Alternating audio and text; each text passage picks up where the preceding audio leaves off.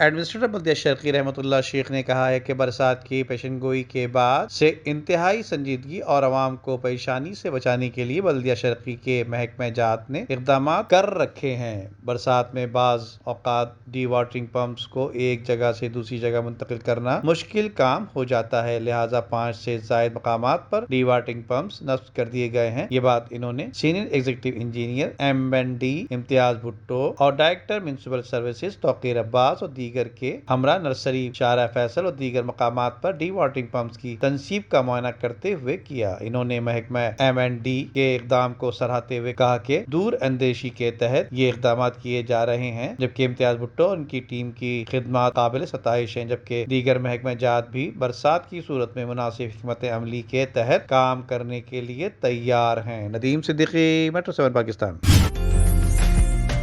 उम्दा में पकाएं और जी भर के खाएं।